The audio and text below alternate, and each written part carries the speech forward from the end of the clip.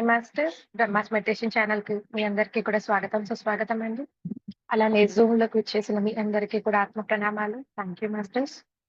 Brahma's meditation ఛానల్‌ని వీక్షిస్తున్న ఆ దేవతా దేవుళ్ళకందరికీ కూడా శతకోటి ఆత్మ ప్రణామాలు, కృతజ్ఞతలు మాస్టర్స్. అలానే మనందరి గురువైన బ్రహ్మశ్రీ పత్రి సార్‌ని కూడా కృతజ్ఞతలు తెలుపుకుంటూ వారిని కూడా ఈ జూమ్ సెషన్‌లోకి ఇన్వైట్ చేసుకుందాం మాస్టర్స్. ప్రతిరోజు కూడా మనం ఎంతో గొప్ప అద్భుతమైన జ్ఞానం ఒక్కొక్క మాస్టర్ ద్వారా అందుకుంటూ ఉన్నాం. అలానే లాస్ట్‌లో సజ్జన సాంగత్యం చేసుకుంటూ ఉన్నాం మాస్టర్స్. ఈరోజు మన ముందుకి వెంకరెడ్డి సార్ బుచ్చిరెడ్డిపాలెం నుంచి వచ్చున్నారు. సార్ ఒక టాపిక్ జనరల్ ఇష్యూస్ మీద ఆ గొప్ప జ్ఞానాన్ననేది అందించడానికి వచ్చారు మాస్టర్స్. సార్ మీకు బ్రహ్మాస్ మెడిటేషన్ ఛానల్‌కు స్వాగతం, సుస్వాగతం sir. Thank you so much sir. Over to you sir. ముందుగా ఈ అవకాశాన్ని ఇచ్చినటువంటి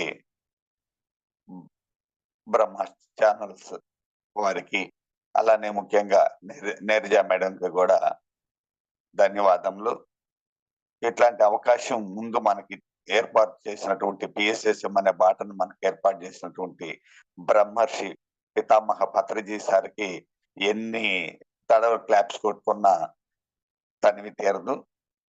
ఓకే మాస్టర్స్, ఈ ప్యానెల్లో ఈ జూమ్ సెక్షన్ లో ఉండే సాధకులందరికీ కూడా నా హృదయపూర్వక ధన్యవాదములు. ఈరోజు చాలా అద్భుతంగా ధ్యానం చేయటం జరిగింది అందరం. కాబట్టి ఆ ధ్యానం ద్వారా ఇవాళ మనం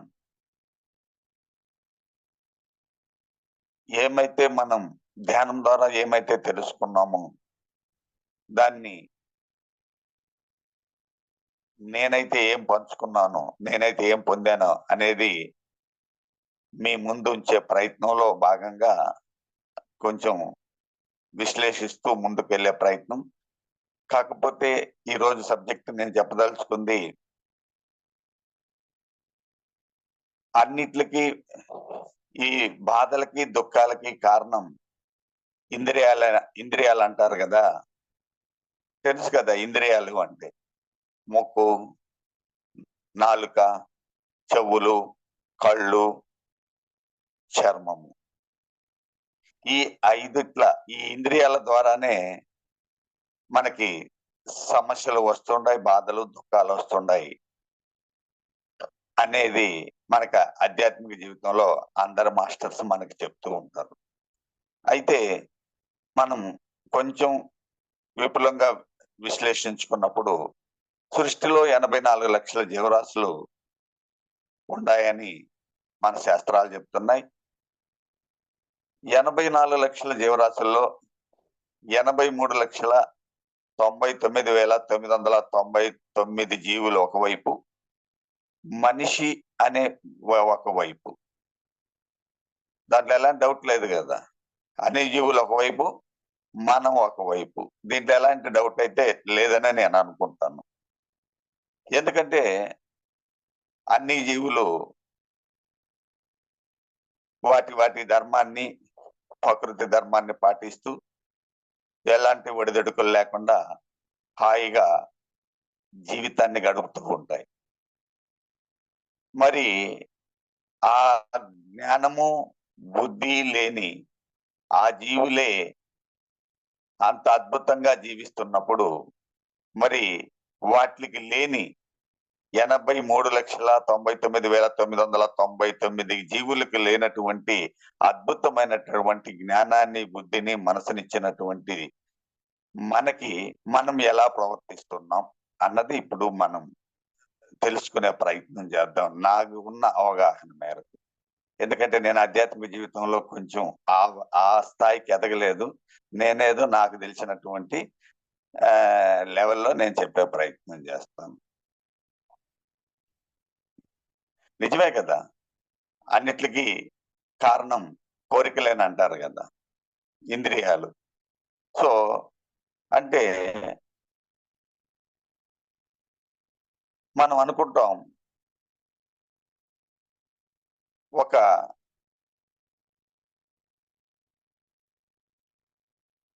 కొంగుంది, అంటే కొంగ అంటే గరుడ అంటే పెద్ద రాబందు రాబందు తిరుగుతూ ఉంటే నక్క కాసుకొని కూర్చొని ఉంటుంది.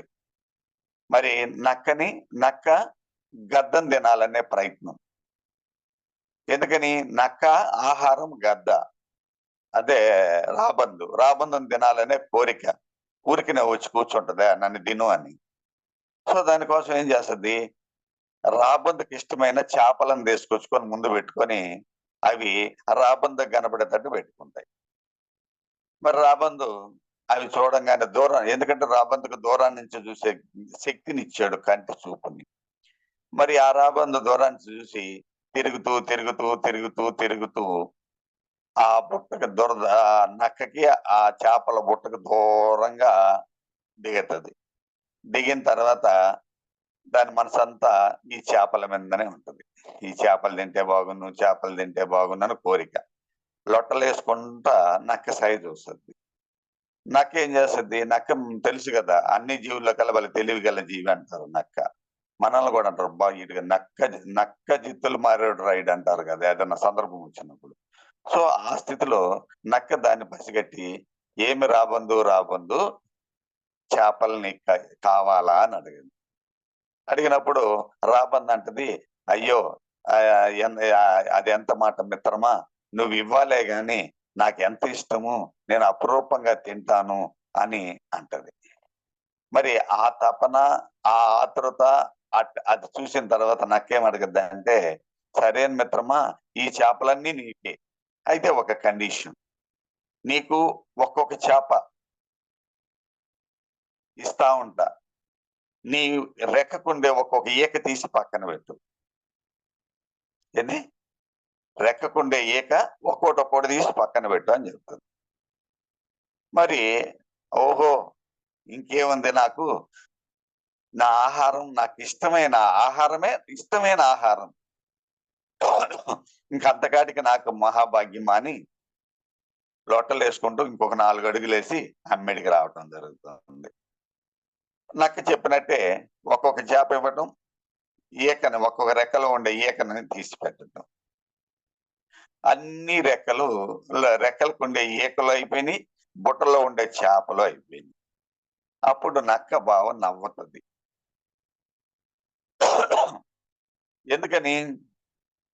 ఎందుకు నవ్వావు నక్క బావ అని అడిగితే అప్పుడు చెప్తుంది, నీ ఆకలి నువ్వు తీర్చుకున్నావు మిత్రమా, మరి నా ఆకలి అని అన్నప్పుడు అప్పుడు ఎరుకలోకి వస్తుంది, అయ్యో నేను దీని నుంచి తప్పించుకోవాలని రెక్కలు ఆడిస్తుంది.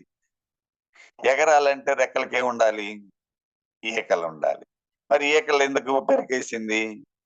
తినాలనే వ్యామోహంతో. మోహం ఉండొచ్చు, తప్పు కాదు, వ్యామోహం ఉండకూడదు. మోహం ఓకే, వ్యామోహం ఉంటేనే ఇబ్బంది. ఆ వ్యామోహంలో ఏం చేసింది?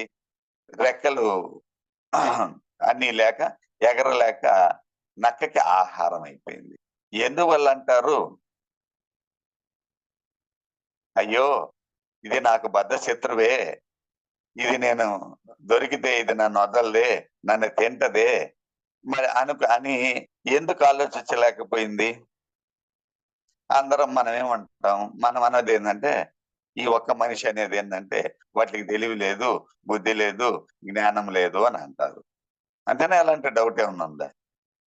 లేదు కదా. ఓకే, కాబట్టి తినాలనే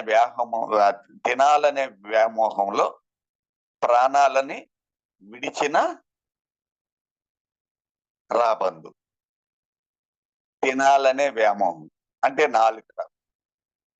మరి చేపలు పట్టే వేటగాడు ఉంటాడు కదా, చేపలు పడతారు కదా. చేప రా అంటే వసద్దా? ఏం చేస్తాడు? ఒక గేలాన్ని తీసుకొని దానికి ఒక కర్ర కట్టి, దానికి ఒక అంచున ఒక ముళ్ళు కుట్టి, దానికి ఎర్రేసి, ఎర్ర అంటే తెలుసు కదా, వానపాములు. సో ఆ వానపాముకి వచ్చి నీళ్ళల్లో వేస్తాడు. ఆ ఎప్పుడైతే నీళ్ళల్లో వేసినప్పుడు ఆ వానపాము బ్లీడింగ్ అవుతుంది అన్నమాట. ఆ బ్లీడింగ్ అయినప్పుడు ఆ స్మెల్ ని గ్రహించి చేప దాని కాడికి వస్తుంది. దానికాడికి వచ్చినప్పుడు అది తినాలని ట్రై చేసినప్పుడు ఆ ముళ్ళు గుచ్చుకొని విడవలేక ప్రాణాలు విడుస్తుంది, వాటికి ఆహారం అవుతుంది. ఎందువల్ల అంటారు? అయ్యో, ఇక్కడ ఒక నాకు ప్రాణాంతకమైనటువంటి గేలం వేసి ఉండారే, ఇందులో ఇరుక్కోకూడదే, నా ప్రాణాలు పోతాయే అని చేపకెందుకు లేదు? కామన్. మళ్ళీ మనం చెప్పే మాట సేమ్ డైలాగ్. ఏమని? వాటికి జ్ఞానం లేదు, మనసు లేదు, బుద్ధి లేదు. ఇదే కదా కామన్ మనం చెప్పేది. అంటే అంటే ఆ సువాసన, తినాలనే ఆ వాసన వల్ల అట్రాక్ట్ అయి ప్రాణాలు విడిచిన, ప్రాణాల మీదకి తెచ్చుకున్న చేపను చూసాం. అవును కదా. అంటే నాలిక ద్వారా, నాలిక మీద వ్యామోహం, తినాలనే వ్యామోహంతో రాబందు ముక్కుతో వాసన ద్వారా ప్రేరేపితమై చేప ప్రాణాల మీదకి తెచ్చుకుంది. అంతే కదా.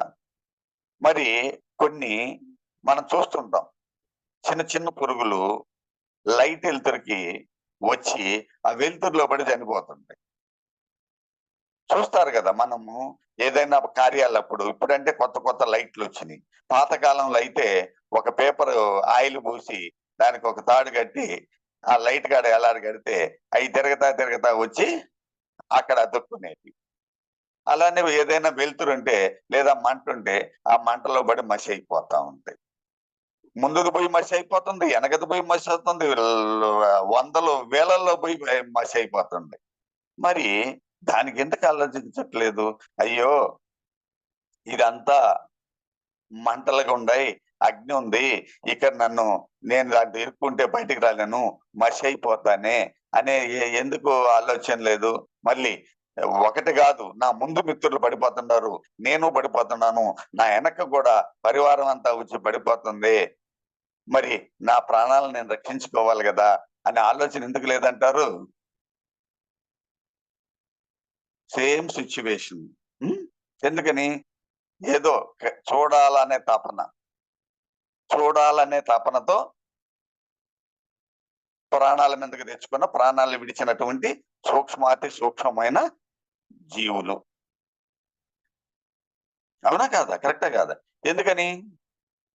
వాటికి జ్ఞానం లేదు, తెలివి లేదు, బుద్ధి లేదు. సేమ్ అందరం మనం. అంటే ఈ ఒక్క మనిషి డిఫరెంట్ అనుకుంటున్నాం కదా, ఇతను అనుకుంటున్నాడు అయ్యింది 83,99,999 అయితే నేను అలా కాదు కదా అనే కదా మన మన లోపల ఉండేవాడు ఆలోచన. సో ఇది అయిపోయింది. తర్వాత జింకలు తెలుసు కదా మీకు? తెలుసా జింకలు? చాలా అద్భుతమైనటువంటి జీవి. సో ఆ జింకని పట్టాలంటే వేటగాడు ఏం చేస్తాడు? ఎందుకంటే దానికి మ్యూజిక్ అంటే ఇష్టం. జింకకి మ్యూజిక్ ఏ వైపు అయితే ఆ వైపు తలబెట్టి వినేదానికి, ఆ వైపు అడుగులేయటం దానికి ఇష్టం. సో కాబట్టి వేటగాడు ఏం చేస్తాడంటే దానికి ఇష్టమైన మ్యూజిక్ ని ప్లే చేసి మధ్యలో ఉచ్చులేయటం జరుగుతుంది. పాపం అది వినాలనే తపంతో, ఆ వ్యామోహంతో అడుగు వేసుకుంటూ ఆ వేసిన ఉచ్చులో ఇరుక్కొని గిలగిల్లాడుకుంటూ దానికి బందీ అవటము, తద్వారా ప్రాణం మీదకి తెచ్చుకొని ప్రాణాలు ఏడవటం జరుగుతుంది. ఎందువల్ల అంటారు? వినాలనే వ్యామోహం. వినాలనే వ్యామోహంతో తను ప్రాణాలు విడుస్తున్నాను అనే ఎరుకలో లేదు. ఎందుకని? మనం చెప్పేది రొటీన్ గా దానికి బుద్ధి లేదు, జ్ఞానం లేదు, మనసు లేదు. అంతే కదా. మరి అలా విడుస్తున్నప్పుడు మరి అలా అయిపోయింది. మరి ఇంకొకటి ఉంది. ఈ 4 ఇంద్రియాలు అయిపోతే ఇంకొక ఇంద్రియం ఏనుగును పట్టాలంటే వేటగాడు ఏం చేస్తాడు? ఆడ ఏనుగుని ఆ వైపు పెట్టి మధ్యలో కందకాలు పెట్టి ఆడ ఏనుగుని అరిపిస్తారు. ఎప్పుడైతే ఆడ ఏనుగు అరుపు ఎన్నదో మగ ఏనుగు దాన్ని సంపర్కం చెందాలని, సంభోగం చేయాలని ఆ వ్యామోహంతో కన్ను మిన్ను తెలియక ఆ గుంటల్లో పడిపోయి పైనంత ఆకులేసి ఉంటాయి కదా, దాన్ని తెలియదు ఎక్కడ గుంటుందని పోతా ఉంది, అక్కడ చూసుకుంటా ఉంది ఆ గొంతు. సో పోవటం ఇక దీంట్లో పడిపోయి బందీ అవటము, తర్వాత ప్రాణాలు ఎడవటం జరుగుతుంది. ఎందువల్ల అంటారు? అయ్యో ఇంతలా వెనునే అక్కడ ఏదో అరిసిందే, దీనికి మధ్యలో ఏదో ఉంది కదా, ఇక్కడ ఏదో కందకాలు ఉంటాయి కదా, నా ముందోళ్ళు అలా అయ్యారు కదా, నా తర్వాత వాళ్ళు అవ్వాలి కదా, నేనైనా కలమేలుకుంటే నా ముందోళ్ళు నేను ఎట్టా కాపాడలేకపోయాను, నా తర్వాత వాళ్ళనైనా కాపాడగలను అనేది ఆలోచన ఎందుకు రాలేదంటారు? Same situation. మనిషి అనే లోపలుండే అహంకారం ఒకటే చెప్తుంది, ఆ జీవులు వేరు, వాటికి బుద్ధి లేదు, జ్ఞానం లేదు, తెలివి లేదు అని అంటారు. నిజమేనా? ఆ క్లారిటీ ఉందా? 83,99,999 జీవులు కాదు, నేను సపరేట్, నేను డిఫరెంట్ అంటాం కదా, అంటున్నాం కదా. మరి నిజమా కాదా అనేది ఒక్క తరం మనం పరిశీలన చేద్దాం. అంటే అన్ని జీవుల్లాగానే మనం ఉన్నామా, లేదు మనం ఈ బుద్ధి జ్ఞానం మనసును ఆడుకొని చాలా అద్భుతమైన స్థితిలో ఉన్నామా అనేది ఆలోచన. మీ అభిప్రాయం చెప్పండి. మీ మీ అభిప్రాయం ఎలా ఉంది? సో అలానే కదా, మనం డిఫరెంట్ కదా, మనం చిటికేయొచ్చు కదా, అంత సులభంగా దొరుకుతామా బట్టి దొరికినట్టు కాదు కదా. ఎంతో మంది ఆహారం విషయంలో ఏమంటుంది ఆయుర్వేదము? ఆహారమే అమృతం, ఆహారమే విషం, ఆహారమే ఔషధం అంటుంది. అవునా కాదా? ఆ జీవులు ఆహారాన్ని అమృతంగా తీసుకుంటుండే, ఎలాంటి డౌట్ లేదు. మరి మనం ఇంకా అద్భుతమైన ఆహారం, అంటే అమృతానికి మించింది మనం తీసుకోగలగాలి. అవునా? మరి అలాంటి ఆహారం మనం తీసుకుంటున్నామా? ఒక్కతడే పరిశీలన చేస్తే ఎంతో మంది నాకు తెలిసిన మిత్రులు ఎంతో మంది పగటిపూట ఇబ్బందికరమైన ఆహారం తీసుకొని గ్యాస్ ఎగదన్ని ప్రాణాలు విడిచిన అనేక మంది నాకు తెలిసిన మిత్రులు. రాత్రికి వచ్చి నేను మిల్క్ సొసైటీలో పనిచేస్తాను. రాత్రికి వచ్చారు, ఉదయం నుంచి సాయంకాలం దాకా కష్టం చేశారు, బ్రహ్మాండంగా డబ్బులు సంపాదించుకున్నారు, సాయంకాలం ఏదో పడని ఆహారం తిన్నారు, రాత్రి గ్యాస్ట్రిక్ ట్రబుల్ వల్ల ఇంకేదన్నా ప్రాబ్లం వల్ల ఎగదన్ని హార్ట్ మీద ప్రెజర్ వచ్చి చనిపోయిన సందర్భం. తెల్లారి తల్లికి మనిషి లేదు. ఎందుకని? అందరూ అలా లేరు కదా, లేరు కదా. ఎందుకు లేరు? కడుపులో మంట ఒకడికి. నేను అనుకున్నా భలే సంతోషము, ఆ ఆహారం పంచభక్ష ప్రమాణాలు తింటే అద్భుతంగా వస్తాయి, రావట్లేదే కదా. ఒకరికి కడుపులో మంట, ఒకరికి మోషన్ కడ మంట, ఒకరికి ముక్కులో మంట, ఒకరి గొంతులో మంట, ఒకరి పొట్టలో మంట. సో అలా ప్రతి ఒక్కరికి 190 మందికి సమస్యలే. మరి ఆ జీవులు ఎలా బతుకుతున్నాయి? మనకేమొచ్చింది? అన్ని జీవులు ఎలా బతకగలుగుతున్నాయి? ఎందుకంటే కరోనా టైంలో నేను చూశాను, అందరూ ఎక్కడోళ్ళు అక్కడ ఇంటికి పరిమితులై, ఇబ్బంది పడినోళ్ళు హాస్పిటల్‌కి పరిమితమై ప్రాణాలు విడుస్తూ ఉంటే, మేమంటే అత్యవసర సర్వీస్ కాబట్టి మాకు పాసులు ఇచ్చారు, మాకు భయం లేదు. ఎందుకంటే ధ్యానం ఉంది, యోగా ఉంది. సో మేము హ్యాపీగా తిరిగాం. ఆ తిరుగుతున్నప్పుడు మాకు నెల్లూరు టౌన్‌లో ఒక సెంటర్‌లో, గాంధీ బొమ్మ అనే సెంటర్‌లో అందరూ నిర్మానుష్యంగా ఉంది. ఆవులు ఆడ పనుకొని నెమరేస్తూ ఉన్నాయి. అయ్యో! మనిషికి ఎందుకు పట్టింది ఈ గతి? ఆవులకి ఎంత హాయిగా కూర్చొని, ఎంత ప్రశాంతంగా, ఇంకా కరోనా లేకపోతే మనం డిస్టర్బ్ చేస్తామేమో వాటిల్ని. అసలు ఎంత ప్రశాంతంగా నెమరేస్తున్నాయంటే నిజంగా గ్రేట్ కదా! అసలు అవే గ్రేట్ కదా! మరి ఈ స్థితిలో మనము ఆహారాన్ని అమృతంగా తీసుకోవట్లేదు కాబట్టి, తద్వారా అనేక సమస్యలతో సతమతం అవుతున్నాం. ఎలాంటి డౌట్ లేదు. మీ అందరికీ కళ్ళు మూసుకొని గమనించండి. ఆహారం ద్వారా తలతిరగటం గావచ్చు, ఆహారం ద్వారా తలనొప్పి గావచ్చు, ఆహారం ద్వారా గొంతు నొప్పి గావచ్చు, ఆహారం ద్వారా నొప్పి గావచ్చు, ఆహారం ద్వారా యూరినల్ ఇన్ఫెక్షన్స్ రావచ్చు, ఆహారం ద్వారా గాల్ బ్లాడర్‌లో స్టోన్స్ ప్రొడ్యూస్ అవ్వచ్చు, ఆహారం ద్వారా కిడ్నీలో స్టోన్స్ ప్రొడ్యూస్ అవ్వచ్చు, ఆహారం ద్వారా లో బీపీ వచ్చే అవకాశం ఉంది. ఆహారం ద్వారా హై బీపీ వచ్చే అవకాశం ఉంది. అందుకనే పత్రిజీ సారు చాలా క్లియర్‌గా చెప్పాడు. వాక్ శుద్ధి, ఆహార శుద్ధి కావాలని. మరి మనం ఏం చేస్తున్నాం? కమ్మంగా ఆదమరసి, ఎందుకంటే ఒక పాప అడిగింది నన్ను. నేను ఎందుకంటే యోగా మాస్టర్ కాబట్టి. సార్ ఉదయాన్నే 9:30 అడిగింది. సార్ నా కడుపులో గడిబిడిగా ఉంది. ఏం చేయాలి సార్ అని అడిగింది. తల్లి ఏం తిన్నావు తల్లి అని అడిగాను. సార్ 2 పూరీలా? 2 అని చెప్పలా. పూరీలు తిన్నాను సార్ అని చెప్పింది. ఓహో! పూరీలు 2 తింటే ఏం కాదులేమ్మా. ఒకరు ఆయిల్‌లోది కదా! కొంచెం ఇబ్బంది అవుతుందిలే అని చెప్పా. ఆ పాప ఏమన్నది? హలో కాదు సార్ 2 కాదు సార్ 7, 8 తిన్నాను సార్. మరి ఏమైంది? తిన్నది 10 నిమిషాలు తల్లి. 10 గంటలు నువ్వు నరకం అనుభవించాలి అని చెప్తుంది. ఇలా ప్రతి ఒక్కరు ఎక్కడో దగ్గర తింటే బాగున్ను అన్న కాడ ఆపట్లే. 2 దోసలు తింటే బాగుంది. 3 దోసలు తింటే బాగుంది. 4 దోస ఎందుకబ్బా అనిపించామా చట్నీ కోసం తినేస్తున్నాం. ఐదోది అబ్బా! అంటాం. ఆరోదైతే ఎందుకు ఇంక ఏదో మొహమాటం ఉంటది. అదిగో మన ఇంట్లో ఆడోళ్ళు ఇదిగో ఈ ఒక్క దోస ఏసుకో. మొహమాటానికి తినేసాం. తినేసిన తర్వాత బాధేంది? మరి అది ఎవరు అర్థం చేసుకుంటారు? ఆ!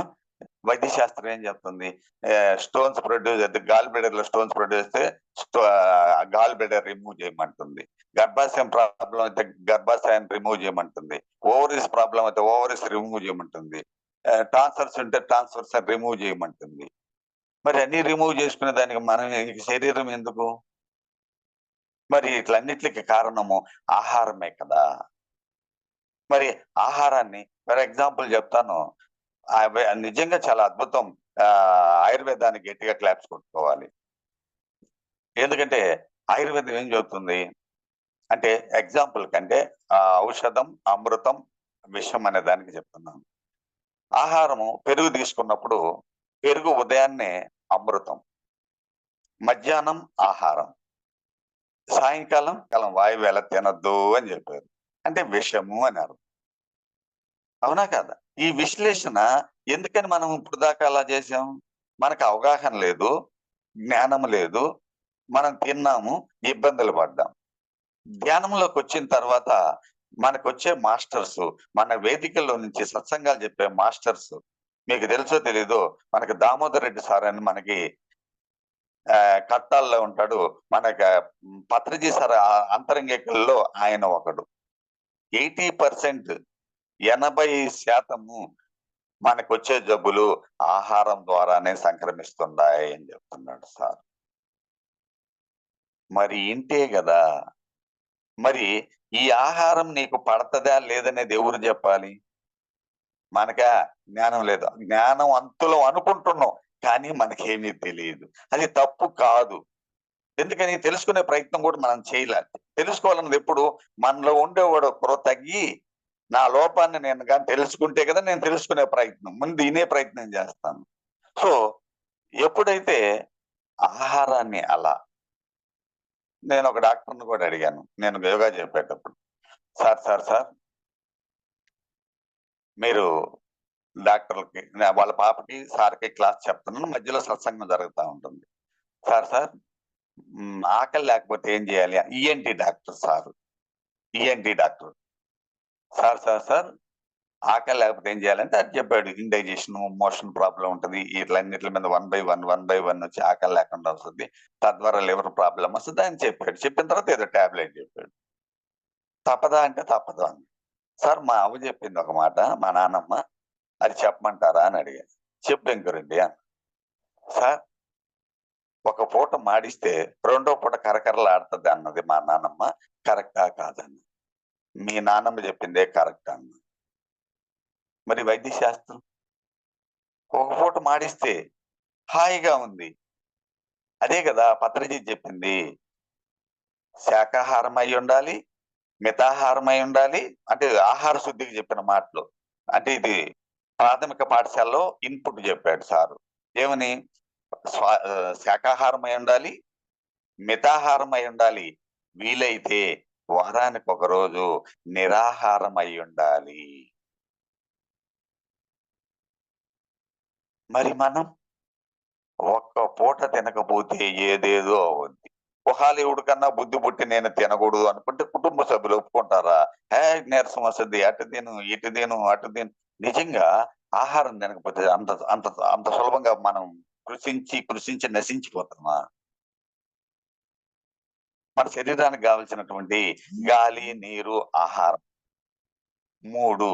ఈ మూడిట్లో ఫస్ట్ ప్రయారిటీ గాలి, రెండో ప్రయారిటీ నీరు, మూడో ప్రయారిటీ ఆహారం. ఎందుకంటే నీళ్లు గాలి తీసుకోకపోతే వితిన్ సెకండ్స్ లో ప్రాణాలు పోతాయి. నీళ్లు తీసుకోకపోతే కొన్ని రోజుల్లో పోతాయి. ఆహారం తీసుకోకపోతే ఎన్ని రోజులు బతకగలం? ఆలోచిస్తున్నారు. సార్ 2 రోజులు ఉంటాం, 3 రోజులు ఉంటాం. అస్సలు నేను ఉండలేను సార్ అనేవాళ్ళు కూడా ఉండదు. అవునా? ఎన్ని రోజులు బతకచ్చు? తెలుగు రాష్ట్రం కోసం అమర నిరాహరణ దీక్ష చేసి అసూలు బాసిన పొట్టి శ్రీరాములు సార్ 57. అంటే దాని అర్థం 57 రోజులు. గట్టిగా పొట్టి శ్రీరాములు సార్ గట్టిగా ఒకసారి క్లాప్స్ కొడుతున్నాం. మరి 57 రోజులు ఆహారం తినకుండా ఉన్నాడు. రీసెంట్ గా దాదాపు 15 years బ్యాక్ అన్నా హజారే 14 రోజులు 6 కిలోలు ఆయన ఒక ఉద్యమం మీద 15 రోజులు 14 రోజులు నిరాహార దీక్ష చేసి 6-7 కిలోలు తగ్గి అంత యాక్టివ్ గా ఉన్నాడు సార్. మరి మనం తింటున్నామే, ఇది ఏ పర్పస్? ఏం చేసుకుంటున్నాం? ఇది బద్ధకం, పాలుమలిక, మొత్తు, నిద్ర. ఇదే కదా భారతదేశానికి కాదు, ఆర్థికంగా అభివృద్ధి చెందుతున్న దేశాలలో ప్రథమ శత్రువు పాపులేషన్ ఒకటైతే రెండోది బద్ధకం, పాలుమాలిక, ఆవలిద్దలు, మొద్దు, నిద్ర. మరి అలా కాదే మనం చెప్పిన 18 సూత్రాలలో సార్ ఏం చెప్పాడు? నిత్యం అవసరమైన ఆహారం విషయంలోనూ నిద్ర విషయంలోనూ జాగ్రత్త ఉండాలి, దాన్ని మితంగా వాడుకోవాలి.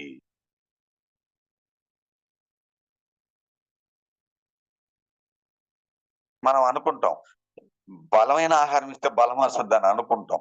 ఒక ఎగ్జాంపుల్ చెప్తాను. మా డాడీ వ్యవసాయం చేసేటప్పుడు కాటన్ షీట్ అంటే కాటన్ పత్తి చెట్లు అని ఐడియా ఉంది కదా అందరికి. పత్తి చెట్లు వేస్తే మొక్కలుగా ఉన్నప్పుడు నేను కూడా వెళ్ళాను మా డాడీ తోటి. యూరియా వేస్తున్నాడు దానికి. యూరియానే కాంప్లెక్స్ ఎరువు వాటికి అంతా చల్లుతా ఉన్నాడు. ఒక చెట్టు మొదట్లో వేస్తున్నాడు. మా డాడీని అడిగా, డాడీ ఎందుకు అది వేస్తున్నావు అంటే, అరే ఇది సత్వరా, ఈ చెట్టుకు మనం గాని ఇక్కడ వేస్తే ఆ చెట్టు తీసుకొని అది బాగా ఏపుగా పెరిగి బాగా పువ్వులు పూసి కాయలు కాసి పత్తి అద్భుతంగా వచ్చినప్పుడు మంచి డబ్బులు వస్తాయని మా డాడీ సంబరంగా చెప్పాడు. చెప్పేసి ఆయన పని ఆయన చేసుకుంటున్నాడు. నాకు ఐడియా వచ్చి, ఓహో, అంటే దీనికి బలమైన ఆహారం అంటే యూరియా వేస్తే అది బాగా వస్తుంది కావునని 2 దోసెట్లు తీసుకొని 2 దోసెట్ల నిండా తీసుకొని ఒక చెట్టు మొదట్లో వేశారు. వెళ్ళిపోయాం. మా డాడీకి చెప్పలా, వెళ్ళిపోయాం. వెళ్ళిపోయి నేను వారం తర్వాత మళ్ళీ వెళ్ళా. మా డాడీ వేసిన చెట్లన్నీ నవ్వులాడుతున్నాయి. నేనేసిన చెట్టు కాడేమో ఎర్రంగా పోయి ఆకులు వాలిపోయి. ఎందువల్ల అంటారు? బలమే కదా. మనకి అవసరమైన క్యాలరీలకి మించి ఒక్క ఆకు పదార్థం, ఒక ఆకును తిన్నా కూడా అది కొలెస్ట్రాల్ కింద కన్వర్ట్ అయ్యి రోగ పదార్థం కింద మారుతుంది. అది యూటిలైజ్ చేసుకోవాలి, తప్పు కాదు. మనం ఎక్కువ తిన్నప్పుడు శరీరము దాన్ని యూటిలైజ్ చేసుకొని కొలెస్ట్రాల్ కింద కన్వర్ట్ చేసి శరీరంలో దాచిపెడుతుంది. ఎందుకని దాచిపెడుతుంది? అయ్యో పిచ్చోడు ఎప్పుడన్నా తినడేమో, అప్పుడు ఆ కొవ్వుని కరగదీసి క్యాలరీల కింద కన్వర్ట్ చేసి శరీరానికి అందించాలన్న సదుద్దేశం గ్రేట్ మెకానిజం బాడీ. ఇట్లాంటి బాడీలు ఇచ్చినటువంటి గాడ్ గ్రేట్ గ్రేట్ మాస్టర్. మరి మనం ఏమన్నా వేయకుండా ఎప్పుడైనా డెఫిసిట్ ఇచ్చామా? వాయిలు వాయిలు వాయిలు వాయిలు. మరి ఎందుకని? మరి అక్కడ ఆ గద్ద ఎందుకు తెచ్చుకుంది నెత్తిన? మరి మనం ఆహారం విషయంలో తినాలనే వ్యామోహం ఎక్కువైపోయింది. అయిపోయిందా లేదా? చీటికి మాటికి ఎన్ని తడవలు తినాలని చెప్పారు? ఎన్ని తడవలు తింటున్నాం మనం? ఏదంటారు కదా, నాకు రావు ఆధ్యాత్మిక వాక్కులు. ఒక పూట తింటే యోగి అన్నారు, 2 పూటలు తింటే భోగి అన్నారు, 3 పూటలు తింటే నేను చెప్పను మీరు చెప్పాలి రోగి అన్నారు, ఇంకంతకు మించి తింటే మహారోగులు అన్నారు. మరి మనం ఇప్పుడు చెప్పండి, యోగులుగా తింటున్నామా, భోగులుగా తింటున్నామా, రోగులుగా తింటున్నామా, మహారోగులుగా తింటున్నామా? ఏదో మన పిరమిడ్ మాస్టర్లు తప్పితే వాళ్ళందరూ రోగులుగాను మహారోగులుగానే తింటున్నారు. మరి మనం ఈ స్థితిలో నుంచి వాటికైతే జ్ఞానం లేదు, బుద్ధి లేదు, మనసు లేదు. మరి మనకు ఒక బుద్ధి అనేది ఉంది కదా, దాన్ని ధ్యానము ద్వారా జ్ఞానం పొంది బుద్ధి వికసింపజేసుకుంటే మనకి తినాలా లేదనే విచక్షణ బుద్ధిని సంప్రదించినప్పుడు నువ్వు తినొచ్చా తినకూడదా చెప్పగలదు. జ్ఞానం చేయకపోతుంది, జ్ఞానం పొందకపోతుంది, మరి మనం ఈ సమస్యల నుంచి బయట ఎంతసేపటికి మోకాళ్ళ నొప్పులు, నడుముల నొప్పులు, మెడ నొప్పి, తలదిరుగుతుంది, గ్యాస్ట్రిక్ ట్రబుల్, అది ట్రబుల్, ఇది ట్రబుల్. నేనేమో ధ్యానం చేస్తున్నాను. మరి ధ్యానం ఒకటే సరిపోద్దా? ఓకే, అలా పెడదాం. మరి సీరియల్ చూస్తున్నారు కదా, చూస్తారా సీరియల్? అందరం చూస్తున్నాం, తప్పైతే కాదు. మరి విపరీతంగా చూస్తున్నాం, సీరియల్ చూస్తున్నాం, ఫోన్లు చూస్తున్నాం. మరి నాకు ఎగ్జాంపుల్ చెప్తాను. ఒక నిజమేనా సీరియల్ చూసి ఇబ్బంది పడుతున్నామా? ఏం అందరూ చూడట్లేదని అనుకుంటున్నాను. చూసే వాళ్ళని దృష్టిలో పెట్టుకొని చెప్తున్నాను. చూడని వాళ్ళందరికీ శతకోటి వందనాలు, చూసే వాళ్ళందరికీ 10 శతకోటి వందనాలు. ఎందుకంటే వాళ్ళు కూడా మారాలి కదా. ఎందుకని? ఇవాళ నిజంగా చూస్తే గురువైన మాతృమూర్తి గాని, పితృమూర్తి గాని, ఆచార్యుడు గాని నిజంగా ఎవరికైతే ఎవరికి విద్యను అందించాలో వాళ్ళు ఏం చేస్తున్నారనే దానికి నేను ఒక ఎగ్జాంపుల్ చెప్తాను. ఒకరింటికి వెళ్ళాను నేను. ఆ మేడం సీరియల్ చూస్తుంది. ఆ బిడ్డకు హోంవర్క్ ఇచ్చారు. అంటే ఇప్పుడు బిడ్డలు ఎవరు హోంవర్క్ మనల్ని అడగరు అనుకోండి. ఆ చిన్న బిడ్డ పాపం ఫస్ట్ క్లాస్, సెకండ్ క్లాస్ వచ్చి ఆ బెడ్రూమ్ లో కూర్చొని ఉంటే వచ్చింది పాపం టీవీ కాడికి. మమ్మీని అడుగుతుంది మోకాల మీద. పెద్ద బిడ్డలు అయితే మన కాడికి రారనుకోండి, మనం ఏడ చూస్తుంటే వాళ్ళు వేరు చూస్తుంటారు. దాంట్లో ఎలాంటి డౌట్ లేదు. ఎందుకని? మనం కైలో మేస్తే వాళ్ళు ఏమన్నా గిట్టును మేస్తారా? ఎలాంటి డౌట్ లేదు. మనం ఏం చేస్తాం, వాళ్ళు కూడా అంతే, దాంట్లో ఎలా. సో ఆ బిడ్డకి తెలియదు కదా, వచ్చి మమ్మీ మమ్మీ మమ్మీ అని మోకాలు తడుతుంది. మమ్మీ మమ్మీ నాకు హోంవర్క్ ఇచ్చారు, నాకు ఇది అర్థం కావటం లేదు మమ్మీ అంటే, ఈ మాతృమూర్తి ఏమంటుందో తెలుసా? హై అంటుంది. ఆ బిడ్డ స్థాయి కూడా చూడట్లే తల్లి. ఎందుకని? టీవీలో లీనమైపోయింది. మరి మరి ఆ బిడ్డకి ఎవరు గైడెన్స్ ఇవ్వాలి? మరి మాతృమూర్తి కదా, మొదటి గురువు కదా తల్లి. మరి తల్లి ఏం చేస్తుంది? చూడాలనే వ్యామోహంతో పనులను పక్కన పెట్టి చెయ్యాల్సింది చేయకుండా టీవీలు చూస్తుంది. ఎందుకని? బిడ్డకి మాతృమూర్తి ప్రథమ గురువు, బేస్ ఇవ్వాల్సింది తల్లి. ఇక్కడే బేసు తల్లి ఇవ్వకపోతే ఇంకేమి ఎదగద్ది ఆ బిడ్డ? తర్వాత తండ్రి, తర్వాత ఆచార్యుడు. తల్లి పోయింది, తండ్రి పోయింది, గురువా నువ్వు చూసుకొని ఆచార్యుడి మీదకు దోసేస్తే వాళ్ళు రేపటి పౌరులుగా ఎలా తయారవుతారు? ఆలోచించుకోమని నా మనసు పెట్టి ఆలోచించండి మిత్రులారా. మనం చూడకుండా. ఎందుకంటే ఇవాళ నిజంగా సీరియల్‌లు మీకు తెలుసు కదా! ఏం సీరియల్‌లు బాగుంటాయి? చెప్తారు కదా! ఒకరు ఆ దీపం అని, ఏదో ఒక దీపం అని, ఆ దీపం అని. ఏదైనా మీరు ఒక్క తరం మనసు పెట్టి ఆలోచించండి. ఈ సీరియల్‌లలో ఏదైనా ఒక ఇన్సిడెంట్ మన కుటుంబంలో జరిగితే, మన జీవితంలో జరిగితే యాక్సెప్ట్ చేస్తామా? ఆలోచించండి మై డియర్ మాస్టర్స్. ఎందుకని? అన్నీ అనుమానాలే. అన్నీ అనుమానాలే. భర్త మీద భార్యకి అనుమానం, భార్యకి భర్త మీద అనుమానం, అన్నదమ్ముడుల మీద అనుమానం, మరిది మీద అనుమానం, మరదల మీద అనుమానం. మొత్తం ఇదే పని.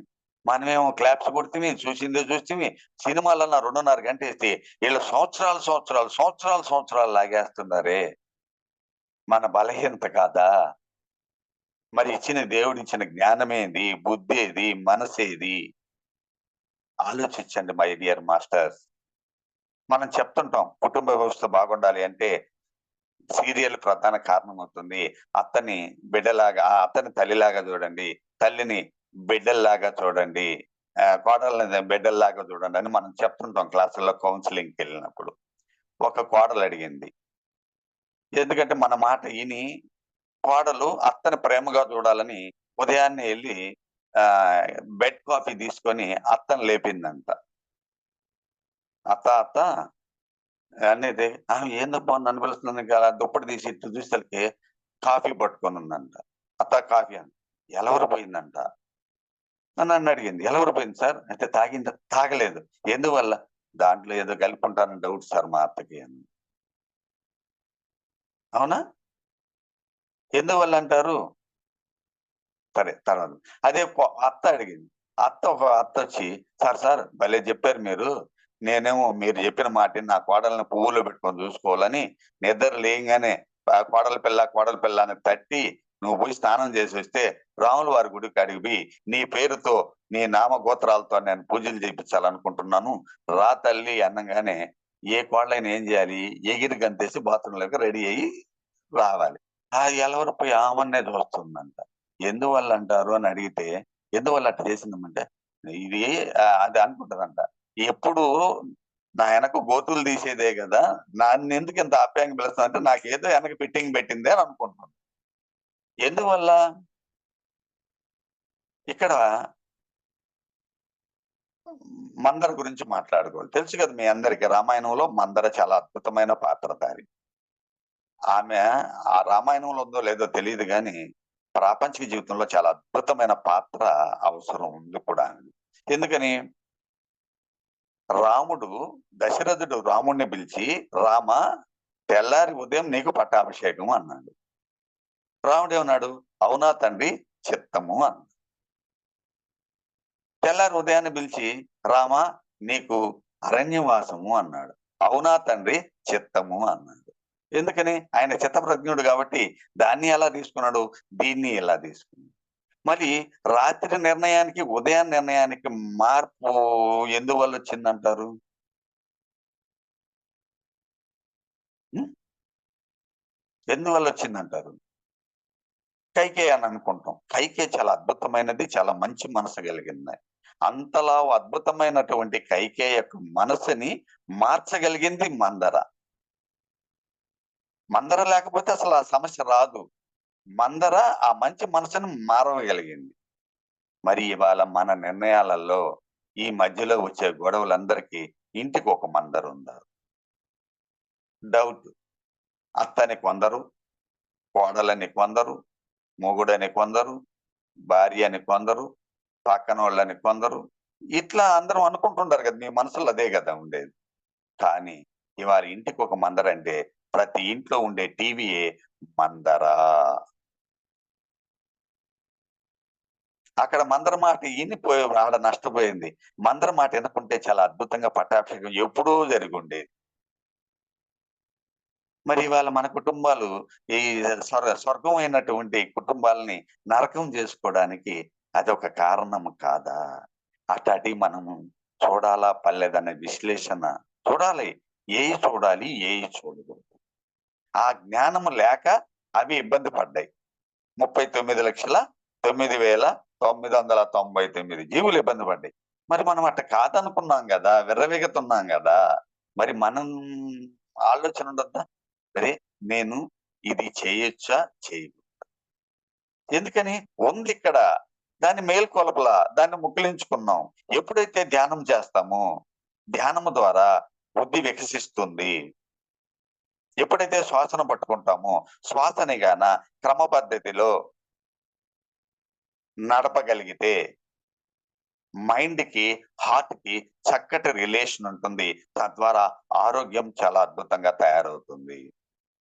అలానే శ్వాసని క్రమ పద్ధతిలో తీసుకున్నందువల్ల బుద్ధికి, మనసుకి సఖ్యత ఏర్పడుతుంది. తద్వారా బుద్ధిమంతులవుతారు.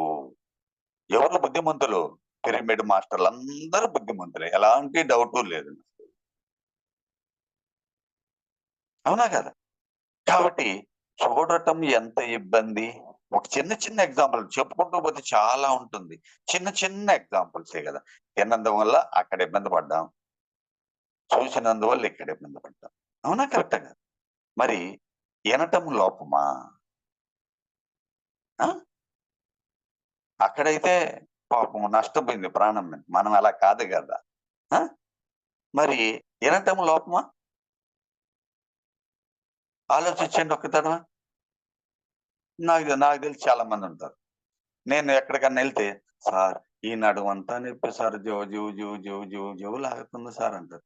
"సార్ తల తిరుగుతా ఉంది సార్" అంటారు. "మెడ నొప్పి" అంటారు. ఇట్లా అంటుంటారు. మరి 4, 5 గంటలప్పుడు నేనొస్తుంటే అందరూ ఒక దగ్గర కూర్చొనుంటారు. మన శ్రీమతులు గాని, మగోళ్ళు గాని అరుగుల మీదోళ్ళు, మెట్ల మీద ఈళ్ళు కూర్చొనుంటారు. ఈళ్ళు కూర్చొని వాళ్ళు అద్భుతంగా మాట్లాడుకుంటుంటే, ఒక్కరు గూడా నా బ్యాక్ పెయిన్ అని అనరు. నా నడుము నొప్పులనరు. ఈపు నొప్పనరు. తల తిరుగుతుందనరు. మరి నొప్పులు ఎట్ట పోతాయి ఈళ్ళకి? ఆలోచించండి. ఎందుకని? అది ఆ వినాలనే తపన. ఆ వినే ఎందుకని చెత్త గదా! పోనీ ఏమన్నా మాట్లాడుకుంటారంటే, నా కూతురు గురించి మాట్లాడుకుంటే, నీ కూతురు గురించి మాట్లాడుకుంటే, నీ కొడుకు గురించి మాట్లాడు, నా కూతురు గురించి మాట్లాడు, నీ భర్త గురించి, నీ భార్య గురించి మాట్లాడుకుంటే నో ప్రాబ్లమ్. ఎందుకంటే ఇద్దరం స్ట్రెయిట్ అండ్ ఫైట్. మూడో వ్యక్తుల గురించే గదా మాట్లాడేది. ఆ అమ్మట్టంట, ఈ అమ్మట్టంట, చెవ్వంత, చాటంత. ఎంత హాయో, ఎంత కమ్మంగో. పోనీ ఇదొక బాధైతే ఎందుకు చెప్తానంటే, నా ఇంట్లో ఒక సమస్య జరిగింది. సో, మా ఆమేదో ఇన్నదంట, ఎవరికో అన్నదంట. వాళ్ళొచ్చి మా ఇంటి తలుపు తట్టారు. ఏందమ్మా తలుపంటే నేను చిన్న చిన్నయే చెప్తుంటా పెద్ద పెద్దయి. తలుపు తడితే ఏందమ్మా అంటే, "ఆ! నిన్న మాకు గొడవ జరిగితే మీ ఆమె ఇట్ట చెప్పిందంట పిలువు మీ ఆమెని" అంది. ఎప్పుడు దీంట్లోకి రాకముందు జరిగిన కార్యక్రమం. ఏంది అనంటే, ఈమె ఇన్నది కదా! ఇన్నందోళ్ళు గమ్ముకుంటామా? ఇంకో దగ్గర అంటాం. అది తీర వాళ్ళకి తెలిసి సమస్య తెచ్చుకునేది. ఇట్లాంటి సమస్యలు కొట్లాటలు, ఘర్షణలు, కోర్ట్‌లు, ప్రాణాల మీదకి తెచ్చుకునే సందర్భాలు అనేకం మనం చూసాం. అవునా? కరెక్టా కాదా? మరి ఎలాంటి వినాలి? అంతకుముందు అలా ఇన్నాం. అన్ని జీవుల్లాగానే ఉన్నాం. మనం ధ్యానంలోకొచ్చాము. జ్ఞానవంతులయ్యాము. ఇప్పుడెలా ఉండాలి మన మాట? ఎలా ఉండాలి మన వినికిడి? అంత హాయిగా ఉండాలి. రమ్యంగా ఉండాలి. అలాంటి అలాంటివి వెళ్ళాలి లోపలికి. చెత్తంతా ధ్యానంలో మనం బయటకి తోసేసాం. ఎంప్టీ చేసాం మెమరీ కార్డ్. సో, ఫ్రెష్‌గా ధ్యానం ద్వారా మనము జ్ఞానాన్ని ఫ్రెష్‌గా అందించుకోవాలి. ఈ మైండ్ ఖాళీ అవ్వాలి అంటే సిస్టమ్‌లో పెట్టి మెమరీని డిలీట్ చేయటం గాదు. ధ్యానంలో కూర్చున్నప్పుడు మైండ్ ఫ్రెష్ అయ్యేదానికి అవకాశం ఉంది మిత్రమా. మరి చూసారు గదా! తినేదెవరు ఇబ్బంది పడ్డాం. అన్ని జీవులతో పాటు మనం ఇబ్బంది పడ్డాం. పీల్చే కాడ ఇబ్బంది పడ్డాం. చూసే కాడ ఇబ్బంది పడ్డాం. వినే కాడ ఇబ్బంది పడ్డాం. అవునా కాదా? మరి పీల్చేటప్పుడు ఏమన్నా నష్టపోతున్నామా? పీలవటం తప్పా? హ్మ్. ఎంతవరకు పిలవాలో అంతవరకే పిలవాలి. అవునా కాదా? పీల్చినందువల్ల కొన్ని ఇబ్బందులు. ఎందుకంటే మైకాన్ని తెప్పిస్తది. కొన్ని రకాల స్మెల్స్ మైకాన్ని తెప్పిస్తాయి. ఆనందానికి ఒక ఎత్తయితే మైకం కొన్ని ఎత్తు. ఎందుకంటే దాన్ని హ్యాపీగా పీల్చినప్పుడు మన అనుభూతిని పొందాలి. ఆ అనుభూతి కాకుండా నెగెటివ్ ఎనర్జీ వచ్చిందనుకోండి, సో ఇబ్బంది పడేదానికి అవకాశం ఉంటుంది. ఎందుకని అలా ఇబ్బంది పడుతున్నాం. కొన్ని విషయాలలో మనం చూసినప్పుడు ఇబ్బంది పడుతున్నాం. సో చివరగా ఇంకొక ఇంద్రియం, చాలా అద్భుతమైన ఇంద్రియం అది స్పర్శ. ఇది చెప్పడానికి వీలు కాదు. చెప్పడం అంటే అద్భుతం. ఎందుకంటే స్పర్శ ద్వారా ఈ భూమి మీదకి తల్లి నుండి వేరై బిడ్డ జన్మను తీసుకుంటే, ఆ జన్మ తీసుకున్న బిడ్డ తల్లి స్పర్శ ద్వారానే అద్భుతంగా ఎదుగుతా ఉంటాడు. ఎంత అపురూపమో! ఎదగతా ఏదైనా బిడ్డకి మనం చెప్పాలనుకున్నప్పుడు, మనము ప్రయోగాలు చేస్తూ, కళ్ళు ఉరుముతూ, భయపెట్టి గందరగోళం చేసేటప్పుడు ఆ బిడ్డలు రియాక్ట్ అవుతున్నారు. సో మనము స్పర్శ ద్వారా తల నిమురుతూ, గడ్డాన్ని నమురుతూ, చేతులు పట్టుకొని, భుజాల మీద చెయ్యేసుకొని, లాలిస్తూ చెబితే ఏ బిడ్డ ఇనకుండా పోయే అవకాశమే లేదు. మనం చెప్పటంలోనే లోపము. ఎందుకని? అసలు తాకితే గదా మన బిడ్డని. ఇప్పుడు ఉండే బిడ్డల్ని అసలు తాకితే గదా! హే! నువ్వు ఇది జేయాలా, అది జేయాలి. ఆ స్పర్శనే వాడుకోవట్లేదు. ఎంత అద్భుతం స్పర్శ! ఈ ఈ భౌతిక ప్రపంచంలో పుట్టుకకి జననేంద్రియాల వ్యవస్థే గదా అద్భుతం. మరి ఈ జననేంద్రియాల ద్వారానే గదా ఈ సృష్టి అద్భుతంగా ఎదగడానికి అవకాశం. పుట్టుక అనేది లేకపోతే ఈ సృష్టి ఏముంది? మరి అట్టాటి పుట్టుక ద్వారా, అట్టాటి స్పర్శ ద్వారా అంత అద్భుతాలు జరుగుతుంటే, అదే స్పర్శ ద్వారా ఎంతో ఎత్తుకెదిగి, అదే స్పర్శ కోసము అలాంటి రాంగ్ డెసిషన్‌లో అధఃపాతాళాన పడిన మహానుభావుల్ని ఎంతో మందిని మనం చూసాం. మరి అది మరి అదైతే ఏనుగైతే ఓకే. దానికి మనకి తెలియాలి కదా! సో, ఇది మనం ఏం చేస్తున్నాం? ధర్మంగా నడుస్తున్నామా? అధర్మంగా నడుస్తున్నామా? మనం చేసే పని కరెక్టా? కాదా? రాంగా? లీగలా? ఇయన్నీ మనకి విశ్లేషణకు రావాలి కదా! రాకుండా చేసే కదా తిప్పలు తెచ్చుకున్నాం. మీరందరూ మంచోళ్ళు అనుకోండి. నేను అలా కాదు. నేను కొన్ని ఒడిదుడుకులు ఎదుర్కొని దీంట్లోకొచ్చాను. అందుకనే నా 60 ఏళ్ల జీవితంలో నా అనుభవమే ఎక్కువ జ్ఞానం. అయితే అప్పుడుంది. నాకు తెలీదు. ఎప్పుడైతే రత్నం అలా పడుంటే అలానే ఉంటది. దేనికి దానికి మెరుగు లేకపోతే. అదే తీసుకొని సానబెడితే చాలా అద్భుతంగా ఆహ్, ఆహ్, ఆ మలినమైనటువంటి రత్నాన్ని మెరుగులు దిద్దటమే ధ్యానం యొక్క ముఖ్య ఉద్దేశ్యం. మరి కాబట్టి ఇప్పుడు మీకందరికి అర్థమై ఉంటుంది. ఇంద్రియాలని 39,00,000 ఆహ్, 39,09,999 ఎలా వాడుకుంటుండయి? మనం ఎలా వాడుకుంటున్నాం ఒక్క తడవ మనసు పెట్టి ఆలోచించండి మై డియర్ మాస్టర్స్. అవునా కాదా? ఎందుకంటే అద్భుతం. ఒక దగ్గరైతే వెంకటేశ్వర స్వామి నిలువెత్తు విగ్రహం చాలా అపురూపంగా, అద్భుతంగా ఉంది. అందరూ చూస్తున్నారు. అపురూపంగా వేల మంది చూస్తున్నారు. కొనియాడుతున్నారు. అబ్బా! వెంకటేశ్వర స్వామి అంటే అసలు నిజంగా ప్రత్యక్షమైన నిజ స్వరూపంలోనే ఉన్నట్టున్నాడు. అసలు ఎట్లా సాధ్యం ఇది? ఇది ఎవరు తయారు చేశారు? ముందు ఆ శిల్పిని పిలవండి. అద్భుతం, అపురూపము అనని ఆ శిల్పిని పిలుచుకొచ్చారు. అప్పుడు అడిగారు అందరూ ఒక్కోరు ఒక్కో రకంగా, "ఏమయ్యా! నువ్వు ఎలా చెక్కగలిగావు? నువ్వు ఏ శక్తులతో చెక్కావు? నువ్వు ఎలా తయారు చేయగలిగావు? నువ్వు ఎలా తయారు చేయగలిగావు? నువ్వు అపురూపము, అద్భుతము" అంటూ మొదలుపెట్టారు. అప్పుడు ఆయన అన్ని ప్రశ్నలకు మౌనంగా కూర్చున్నాడు. ఈళ్ళందరూ అడుగుతా ఉన్నారు. లాస్ట్‌కి చివరగా ఏం చెప్పాడంటే, "అయ్యా! ఆల్రెడీ వెంకటేశ్వర స్వామి ఆహ్, అక్కడ ఉండాడు. ఆ బండలో ఉండాడు. ఎలాంటి డౌటు లేదు. నేను చేసిందేందంటే, ఆయనకి అడ్డంగా ఉన్న చెక్కలు, పెంకులు, ముక్కలు తీసి పక్కనేసాను. నిలువెత్తి వెంకటేశ్వర స్వామి ప్రత్యక్షమయ్యాడు అని చెప్పాడు. నిజమే కదా! ఇవాళ బండలుగా ఉన్న మనుషులని పత్రిజీ అనే శిల్పి అద్భుతమైన దేవుళ్ళని వెంకటేశ్వర స్వామిని చెక్కాడు, అల్లాని చెక్కాడు, యేసు ప్రభువుని చెక్కాడు, శ్రీకృష్ణుని చెక్కాడు, ముక్కు దేవతల్ని చెక్కాడు. ఇప్పుడు ఎందుకని?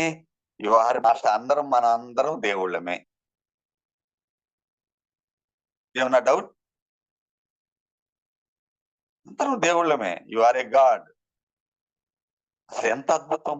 నిజంగా అయితే నేనైతే చాలా అద్భుతంగా ఫీల్ అవుతా. నేను నిజంగా ఏదైనా ఊరేగింపు వస్తుంటే మిల్క్ సొసైటీకి మా టర్నింగ్ దగ్గర చాలా గ్యాప్ ఉంటదన్నమాట. చాలా దూరం ఉంటది. చాలా దూరం నుంచి కనపడుతుంటాడు స్వామి. నేను చేతులెత్తి దండం పెట్టను. నాకెందుకో తెలియని ఆనందం. అసలు ఆ అలంకరణ నాకు చేసినట్లుగానే నేను భావిస్తా. ఎందుకంటే ఆయన వేరు, మనం వేరు కాదు అనే భావన. ఊరికనే భావన ఉంటే సరిపోద్దా? మనం కూడా అలా ప్రవర్తించాలి. మన మాట బాగుండాలి. మన పని విధానం బాగుండాలి. మన ఆలోచనలు బాగుండాలి. మన ఆహారం బాగుండాలి. మన వ్యవహారం బాగుండాలి. నలుగురితో సఖ్యతగా ఉండటం కావాలి. ప్రేమించటం కావాలి. క్షమించే గుణం కలిగి ఉండాలి. ఇవాళ చూస్తున్నాం. మన మన సర్కిల్‌లో కూడా చూస్తున్నాం. ఎంతో ఎత్తుకి ఎదుగుతున్నాం. అన్ని దగ్గరలో చెప్తున్నాం మనం. ఏమని? క్షమించే గుణం కావాలి. అట్లానే ఎక్స్‌క్యూజ్ చెప్పే గుణం కావాలి. ఈ 2 లేక అంత ఎత్తుకి ఎదిగినోళ్ళు కూడా గ్యాప్ వచ్చేస్తా ఉంది. మన కళ్ళకెదురుగా చూస్తుంటే బాధేస్తుంది. కొత్తగా వచ్చినోళ్ళంటే ఓకే. ఎంతో సీనియర్ మాస్టర్స్ గూడా గ్యాప్ వస్తుంది. మరి మందికి మనం పత్రిక ఇచ్చిన బాటలో అందరిని కలుపుకోవాలన్న ఆలోచనప్పుడు మన మధ్యనొచ్చిన ఇద్దరు, ముగ్గురు మధ్యనొచ్చిన గ్యాప్‌ని మనం పూడ్చుకోలేమా? ఇవన్నీ మనకి ఎగ్జాంపుల్స్. అంటే ఎంత ఎత్తు ఎదిగినా ఎదగాలి అంటే వదగాలి. గురు పరంపరలో ఎదగాలి అంటే ఖచ్చితంగా మార్పులు చెందుతూ పోతేనే సద్గురువు అయ్యేదానికి అవకాశం ఉంది. Okay masters. ఇంతసేపు శ్రద్ధగా విన్నందుకు మీకు ధన్యవాదాలు మొట్టమొదట చెప్పాలి. ఆ! ఎందుకంటే వినడం గూడా చాలా ఓపిక కావాలి. మీరు అంత శ్రద్ధగా ఇన్నారనే నేను అనుకుంటాను. ఇనటం గాదు. ఇన్న దాంట్లో నుంచి మీకేదైనా నచ్చిన దాన్ని పట్టుకోండి. ఆహారం కాడ కావచ్చు. అంటే ఆహారం కాడ ఏదైనా తేడాలుంటే సరి జేసుకోండి. అలానే ఆలోచనల కాడ ఏదన్నా ఉంటే సరి జేసుకోండి. ఏదైనా చూసే దాంట్లో ఉంటే చూసుకోండి. ఎందుకంటే ఒక ఎగ్జాంపుల్ చెప్తాను. చూసే దాని మీదనే ఎందుకంటే పాత కాలంలో వ్యసనాలంటే జెప్పేవాళ్ళు. మందు, పొందు, విందు ఏదో జెప్పేవాళ్ళు జూదం అనేవాళ్ళు. ఇవాళ అది కాదు. చూడటము, తినటము ఈ 2 పెద్ద ప్రమాదం అయిపోయినియి మిత్రమా. అసలు ఎంత నిజంగా ఒక టొ ఒక 1 ఇయర్ బ్యాక్ ఒక మ్యాగజైన్‌లో చూసాను. ఒక ఆధ్యాత్మిక ప్రసంగం వేల మందితో జరిగింది. ఉదయం నుంచి మధ్యాహ్నం దాకా జరిగింది. మధ్యాహ్నం ఆహారం కాడ తొక్కిసలాట జరిగి 20 మంది చనిపోయారంటే ఎంతో బాధేసింది. ఆధ్యాత్మిక జీవితంలో నడిచేవాడు ఆహారం తినడానికి మాత్రమే బతకడానికి మాత్రమే తినేదానికి ప్రయత్నం చేస్తాడు. మరి అంతసేపు తిండి కోసం ప్రాణాలు విడుచుకున్నాము అంటే ఒక్క తడవ ఆలోచించమని నా బాధతో నేను ఆ మాట చెప్పాను. ఎందుకంటే ఎక్కడో ఆహారం లేక మంగోలియా, గింగోలియా ఏదో కొన్ని దేశాల్లో రొట్టె ముక్క కోసం పాకులాడి, తనకలాడినటువంటి సందర్భాలు మనం చూస్తున్నాం. మరి అటాటి వాళ్ళకి మనం ఇంత ఎత్తు ఎదిగి గుడ్డిగా, అజ్ఞానంతో అహంకారంతో ఏది చేయొద్దు. ధ్యానం చేయండి, సత్సంగాలు వినండి, పుస్తక పఠనం చేయండి, ఆచరించండి, ఆనందించండి. అది అందరికీ పంచుతారన్న సదుద్దేశంతో మీ అందరి కాడ నేను సెలవు తీసుకుంటూ గొప్పగా ఉంటే ఒక కథలో అన్ని ఒక పంచేంద్రియాలంతా కూడా ఒక్కొక్కటి నక్క విషయంలో కానీ, మళ్ళీ ఒక చేప గాని, అటువులుగా ఆ కాంతితో ఎట్లా ఉంది, జింక చెవులతో ఎట్లా వినింది, ఏనుగు ఇవంతా కూడా చాలా క్లియర్‌గా అంటే మానవుడు ఏమనుకుంటాడంటే అందరికన్నా గొప్పవాడు, తెలివిగలవాడు అని అనుకుంటాడు సార్. ఆ అహంకారమే మనిషి యొక్క పతనానికి తొలిమెట్టు. తొలిమెట్టుకి అవును. ఏదైనా నాంది పలుకుతున్నాడు అనంటే మనిషి యొక్క గర్వము, అహంకారమే సార్. అది ఎప్పుడైతే అవును. తీసేస్తాడో, ప్రతి దాన్ని సరిసమానంగా ఎప్పుడైతే జీవుల్ని చూడగలుగుతాడో, ప్రతి అవును. దాన్ని ఇంక అన్నిట్లో కూడా ఆ అవును. ప్రేమతత్వం వచ్చేస్తుంది సార్ ఆటోమేటిక్‌గా. కానీ అది రావాలి అనంటే కొంచెం వంగాలి, తలదించి ఆ వంగడి దానికి అహంకారం అనేది వంగనీయకుండా చేస్తాను సార్. అంతే. మీరన్నట్లుగా ప అవును సార్.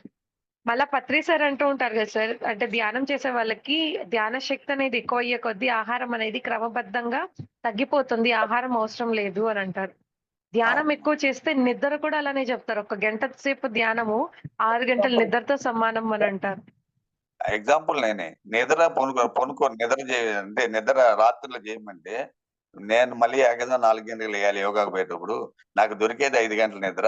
ఈళ్ళు మళ్ళీ గంట చేయమంటున్నారు. నిద్ర మళ్ళీ నాకు తగ్గిపోద్దని ఆలోచనతో చేస్తా. నేను ధ్యానం అని తెలుసుకున్నా కూడా చేయలేకపోయేది నైట్.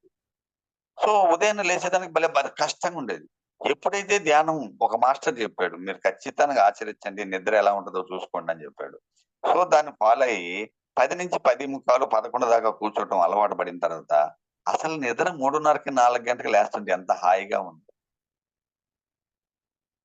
మరి ధ్యానం చేసినందువల్ల మనకి రిలీఫ్ ఏదైతే మన మాస్టర్ చెప్తారో, ఒక్క గంట అంటే 6 గంటలు పనుకుంటే వచ్చే నిద్రలో వచ్చే శరీరానికి వచ్చే శక్తి, ఒక్క గంట ధ్యానంలో ఎరుకతో చేస్తే వస్తుందంటాడు. అదే పిరమిడ్‌లో కూర్చొని 10 నిమిషాలు చేస్తే, గంట ధ్యానము, 6 గంటల నిద్రతో సమానమని మనకి హ్మ్. అవును సార్. చాలా వివరించారు సార్. అంటే మాకు ఆ సీరియల్‌ల గురించి గాని ప్రతీదీ కవర్ చేశారు సార్. అంటే ఇప్పుడు ప్రస్తుతం సార్ ఆహారం కన్నా కూడా ఆ కంటి చూపుకి తర్వాత వినేదానికి చెవులకి చాలా ఎక్కువ ఉంది సార్ ప్రిఫరెన్స్. ఒక మనిషి చెవులో ఒక మాట చెప్తాడు. కానీ ఒక 10 మందికి ఒక 5 మంది దాటేసొచ్చిన తర్వాత నువ్విప్పుడు ఏం చెప్పావో చెప్పారంటే, ఇప్పుడు చెప్పిన వ్యక్తికి ఆ లాస్ట్ చెప్పిన వ్యక్తి యొక్క మాట అసలు 2 అసలు సింకే అవ్వవు. అది ఏదో అటు ఉంటుంది. ఇదేదో ఇట్లుంటుంది. అంటే అవును. అలాగా అంటే ఏదైనా కూడా ఒక వ్యక్తి గురించి కానీ అలాగా పలికింది ఒకటి జరుగుంటుంది. ఒకరు ఇంకోలాగా అర్థం చేసుకుంటారు. వాళ్ళు ఇంకోలాగా చెప్తారు. అంటే అలాగా అవును సార్. ఎక్కువ మనం ఏమి అనంటే మీరిందాకన్నట్లు రచ్చబండ సమావేశాలు చేసినప్పుడు గాని, ఆ 3 గంటలు సినిమా చూసినప్పుడు గాని, సీరియల్‌లు చూస్తున్నప్పుడు ఎటువంటి నొప్పులు రావు సార్. అవును. ధ్యానం ఉండదు. చెయ్యి ధ్యానం చెయ్యి అనంటే చాలు సార్. అబ్బా! నాకు మీ అంత నేను చేయలేను ధ్యానము. నాకు నడుము నొప్పొచ్చేస్తుంది. నాకు శరీరం సహకరించట్లేదు.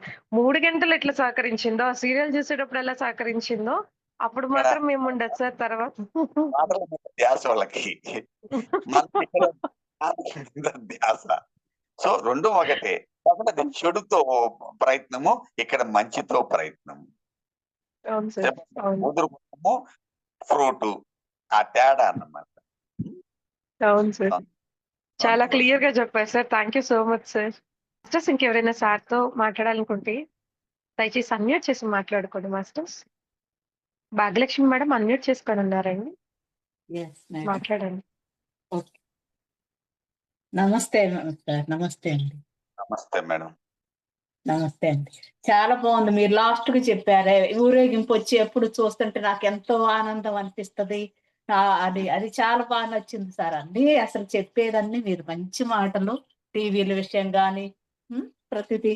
లాస్ట్‌కి ఆ విషయం చాలా బాగా అనిపిచ్చింది. దేవుడిని ఊరేగింపు వస్తా ఉంటే నేనని భావించుకుంటున్నాను. అంటే ఎంత ఎదిగారో అనేది తెలుస్తా ఉంది. అది. నాకు అట్లా అనిపిస్తది తల్లి. ఆ! నేను అదే. నిజంగా అలానే ఆ ఫీల్‌తోనే ఉంటాను నేను. ఓకే. Okay sir. ఆ! అవును. కరెక్టే గదా! మరి. Okay. Okay. Thank you sir. ఆత్మ ప్రణామాలు. వెల్కమ్. సంతోషం. ఓకే. సంతోషం. Okay sir. Okay. Thank you madam. Thank you. కృపా మేడం మాట్లాడండి. నమస్తే సార్. నమస్తే అండి.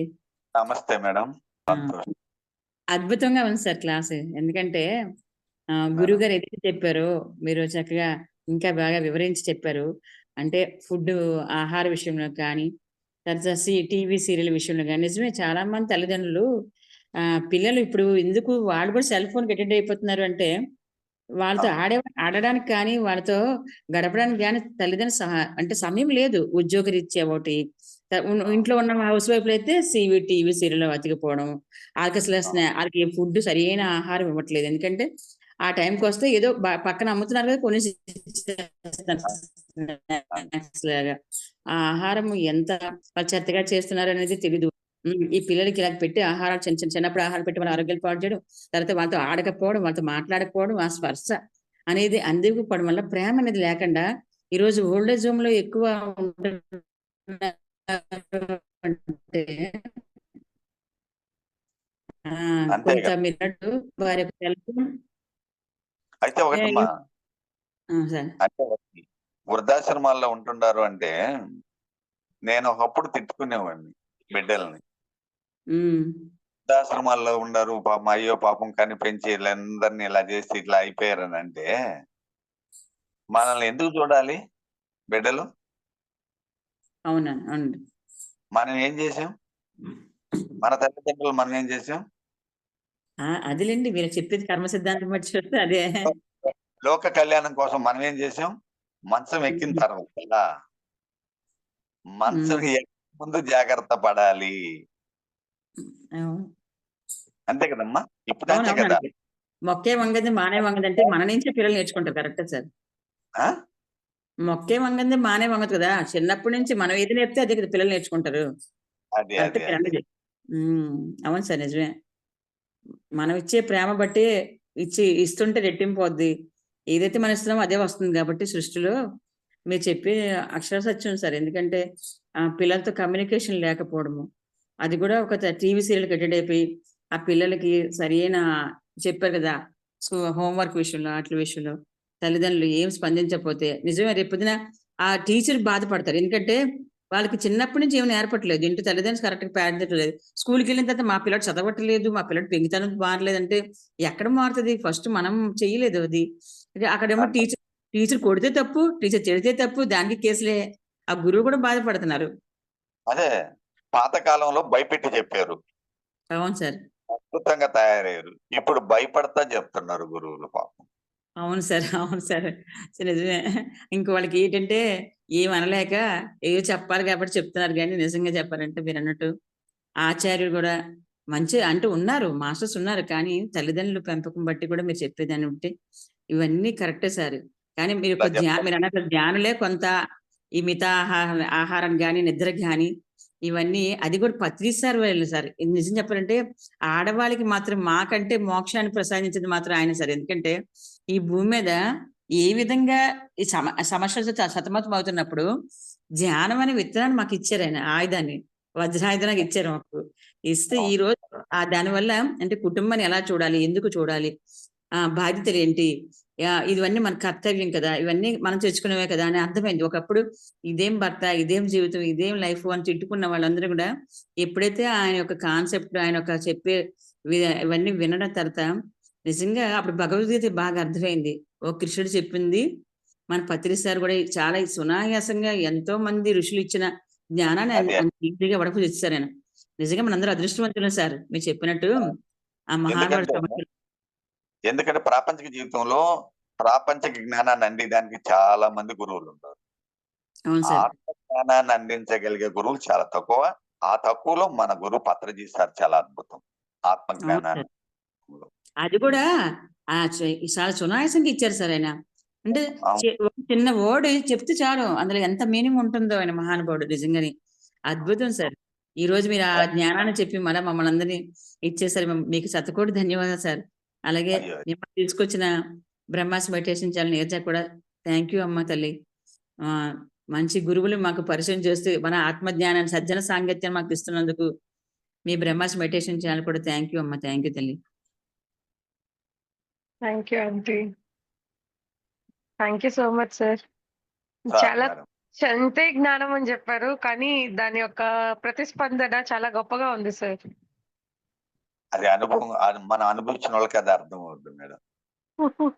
అవును సార్. ఇప్పుడు 9-15 దాకా డ్యూటీ చేసి ఈ సెటప్ అంతా 7:30కి రెడీ చేసుకొని పొయ్యి వచ్చి కూర్చున్నాను నేను. ఆహాహాహాహా! వాయిస్ సరిలేరు అన్నారు కదా, మా అక్క కూతురు నారాయణ మెయిన్ బ్రాంచ్ లో ప్రిన్సిపాల్. ఆ పాపకి చెప్తే ఈ సెటప్ తీసుకొచ్చి ఇచ్చిపోయింది నాకు. మేడం నా వాయిస్ ఎట్లా కనెక్ట్ అవ్వాలంటే ముందు ఇది తీసుకో, మా లెక్చర్స్ అలా చెప్తుంటారు క్లాస్ అని చెప్పి ఇచ్చిపోయింది అన్నమాట. నేర్చుకున్నాం. దీంట్లోకి వచ్చిన తర్వాత ఇవన్నీ ఆన్లైన్ లో నాకు చేత కదా. అప్పుడు చదువులు వేరు, ఇప్పుడు చదువులు వేరు కదా.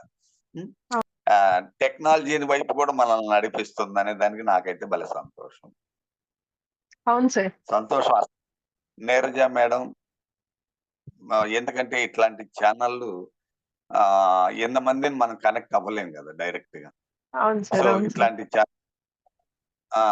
మీ ప్రయత్నము ఖచ్చితంగా మీరు ఏదైతే సంకల్పంతో మీరు అందరికి అందించాలన్న సదుద్దేశంతో మీరు ఎప్పుడు ఖచ్చితంగా అది రీచ్ అవుతానే ఉంటుంది. దాంట్లో ఎలాంటి డౌట్ లేదు. Thank you sir. అందరం దీంట్లో సంతోషం. భాగస్వాములే సార్. మీరు చెప్పేదానికి వస్తున్నారు. అందేదానికి ఏదైతే ఉందో ఆ మార్గాన్ని ఒక్కటే సార్, ఆ మాస్టర్స్ ఏదైతే అందిస్తున్నారో ఆ మార్గాన్ని ఏర్పరుస్తున్నారు అంతే. నాది కూడా లేదు సార్ ఇక్కడ. ఇంకెవరైనా సార్‌తో మాట్లాడాలంటే దయచేసి హ్యాండ్ రైజ్ చేయండి మాస్టర్స్. అన్మ్యూట్ ఇచ్చేస్తున్నానండి అందరికి. ఎవరైనా కూడా అన్మ్యూట్ చేసుకొని మాట్లాడండి మాస్టర్స్ సార్‌తో. ఉంటాడు మాకు ఒకసారి. అంటే కళాకారులు మనం కాదు. కళాకారులు ఒక లక్షణం 2 లక్షణాలు ఉంటాయంట. తప్పట్లు, దుప్పట్లు. దాన్ని వెతికితే ఆనందమే ఎదురవుతుంది. ఆ చుట్టూ సన్నివేశాలు కానీ, ఆ సంఘటనలు, మనుషులు, వ్యక్తులు అందరూ అవే తారసపడుతూ ఉంటాయి. దుఃఖం గురించి ఒక్క క్షణం. అవును సార్. చెప్పండి సార్. ఒక తడవ నేను నెల్లూరుకి క్లాస్‌కి వెళ్తుంటే యోగా క్లాస్‌కి ఎర్లీ మార్నింగ్ 4కి ఒక యాక్సిడెంట్ అయ్యి బాడీ పడింది. అయన్నీ బైక్ పెంకులంతా ఒక పక్కన పడిపోయాయి. నేను ఆ టైంలో వెళ్తా ఉన్నాను.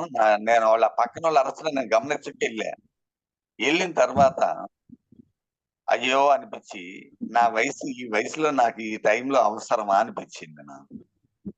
కొంచెం దూరం పోయిన తర్వాత ఇంట్లో ఉంటే నా టైం అయితే పోనా?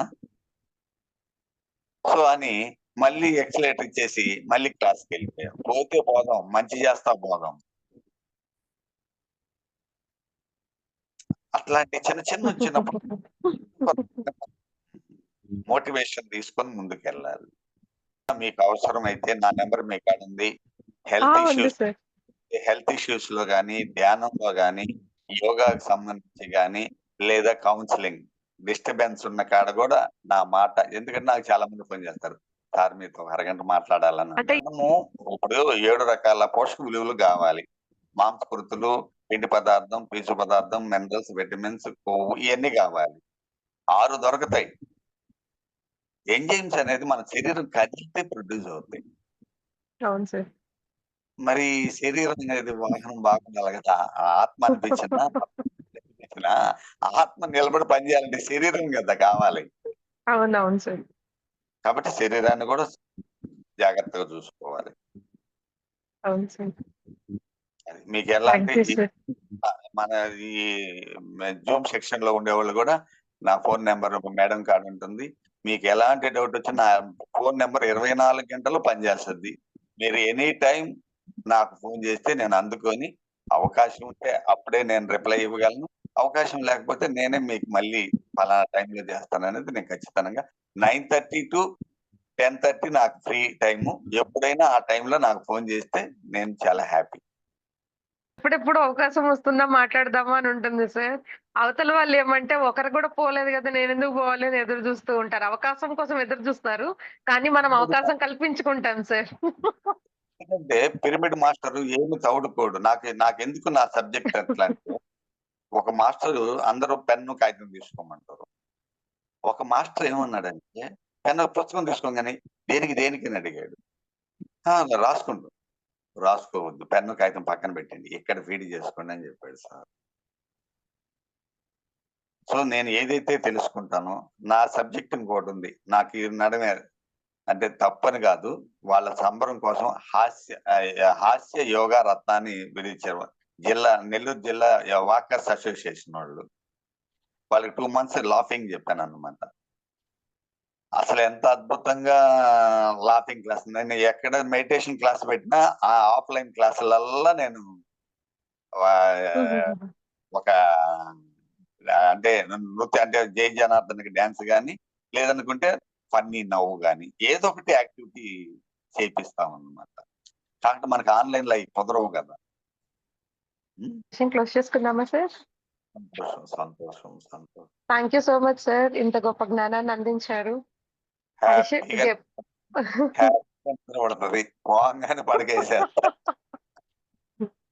Thank you so much sir, ఇంత గొప్ప అవకాశం మీరు మాకు కల్పించి, ఇంత గొప్ప సమయం కూడా మీరు కేటాయించి పంచేంద్రియాలతో ఏవి ఎలా పనిచేస్తాయి, ఏది ఎలా అదుపులో పెట్టుకోవాలి, ఏవి కంట్రోల్ చేసుకోవాలి, దేని వల్ల ఏ సమస్య అనేది ఎదుర్కొంటుంది, జనరల్ ఇష్యూస్ అనే దాంట్లోనే ఉంది సార్ ఇది మొత్తం.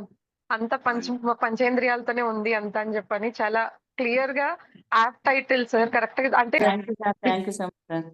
సంతోషం. జూమ్ లో ఉన్న మాస్టర్స్ అందరికీ కూడా శతకోటి ఆత్మ ప్రణామాలు, కృతజ్ఞతలు masters. Thank you so much అండి. రేపు మళ్ళీ ఇంకొక మాస్టర్ తో కలుసుకుందాం మాస్టర్స్. థ్యాంక్ యూ అండి. శుభరాత్రి.